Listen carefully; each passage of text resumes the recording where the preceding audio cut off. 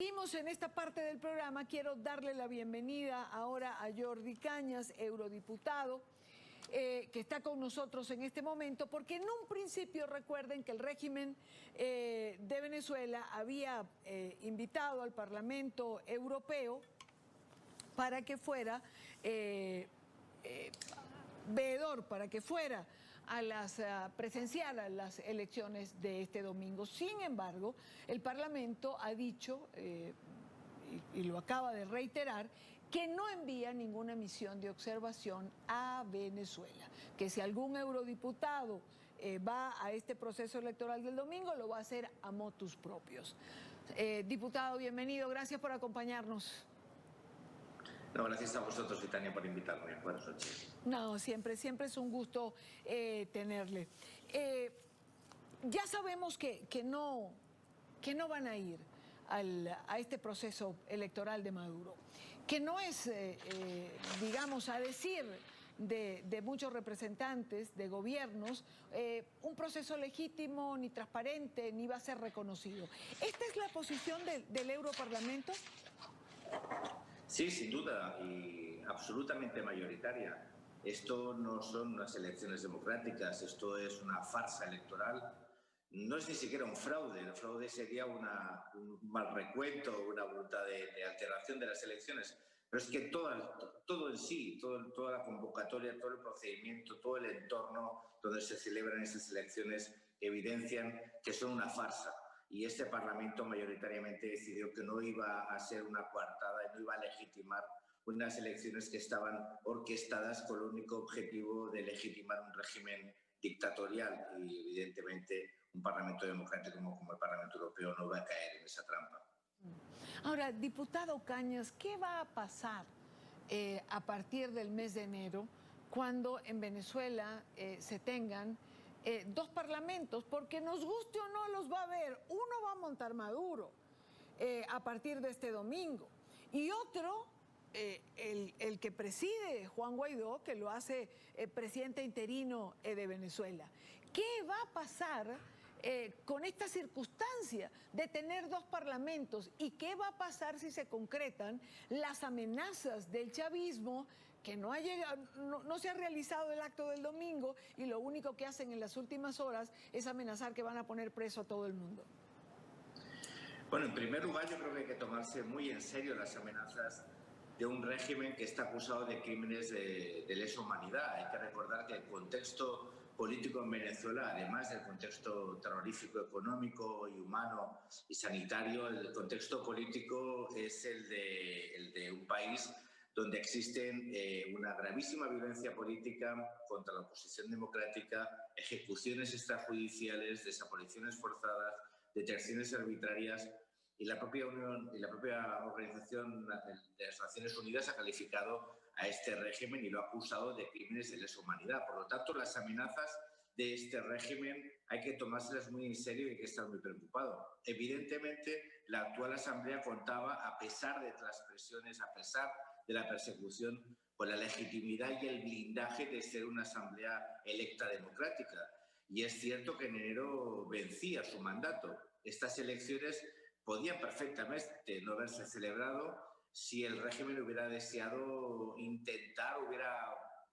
hubiera querido intentar el inicio de un proceso democrático, y hubiera sido necesario posponer estas elecciones, haber creado un entorno con la liberación de los presos políticos, con el fin de la presión policial contra la oposición, con la presencia de organizaciones internacionales, entre ellas la Unión Europea, para intentar garantizar unas elecciones limpias y democráticas. Pero el régimen lo que ha decidido ha sido convocar unas elecciones fraudulentas con la intención de dar legitimidad a una nueva asamblea, y evidentemente eso va a producir una situación no de choque de legitimidad, pero sí de choque institucional.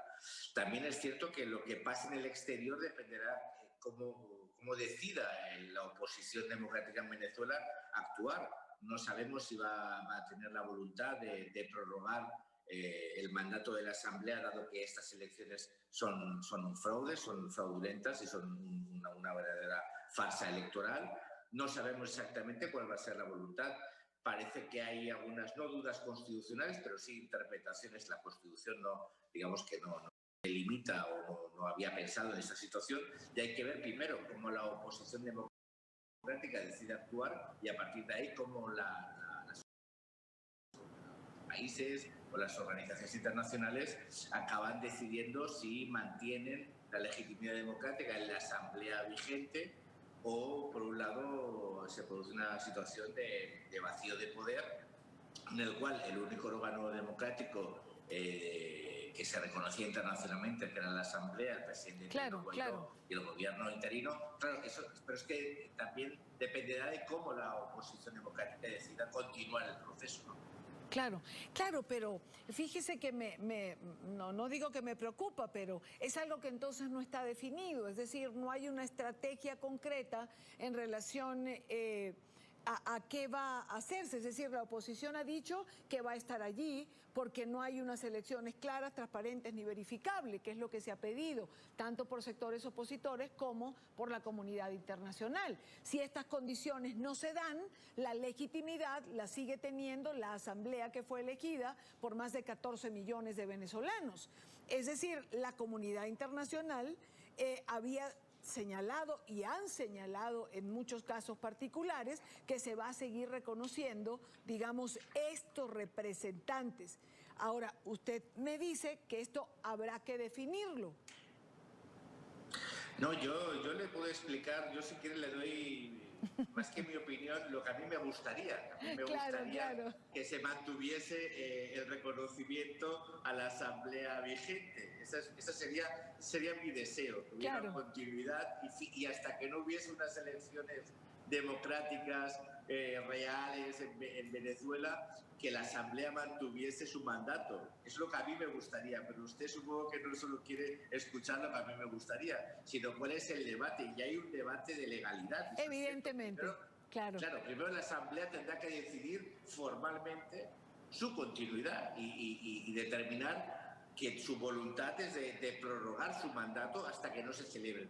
Yo desconozco que eso se haya producido, digamos, un acto formal. A partir de aquí, como usted sabe, hay opiniones diversas acerca de que si eso realmente tiene un encaje constitucional en la actual Constitución de Venezuela o no, y después qué solución y qué decisión van a adoptar, que será seguramente lo más importante, las instituciones internacionales. Yo, personalmente, si tuviésemos que votar mañana en el Parlamento Europeo, le diría que yo votaría por continuar la legitimidad de la actual Asamblea. Le entiendo, pero en este orden de ideas, le interrumpo por una pregunta. En este orden de ideas, donde hay un debate planteado, ¿es importante la consulta popular que propone el gobierno interino, sectores de oposición y otros organismos? Es decir, ¿es importante la participación, el número de venezolanos que participen? Hay dos elementos que yo creo que si hablamos con propiedad tenemos que diferenciar. La lectura política y la lectura legal.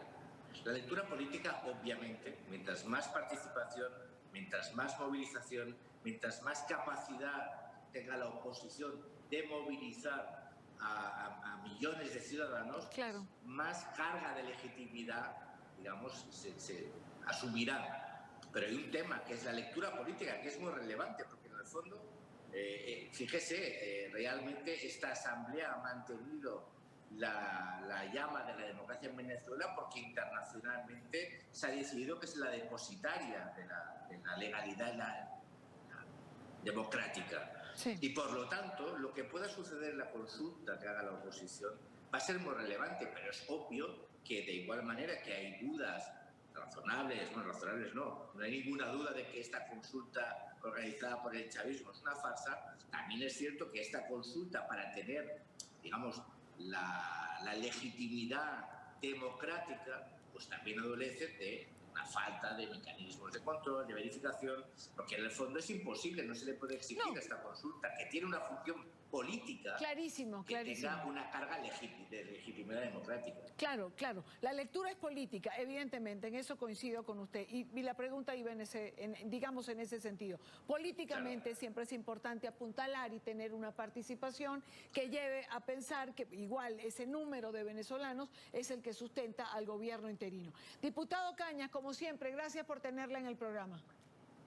Muchísimas gracias y siempre a su disposición. Muy buenas noches. Buenas noches también para usted.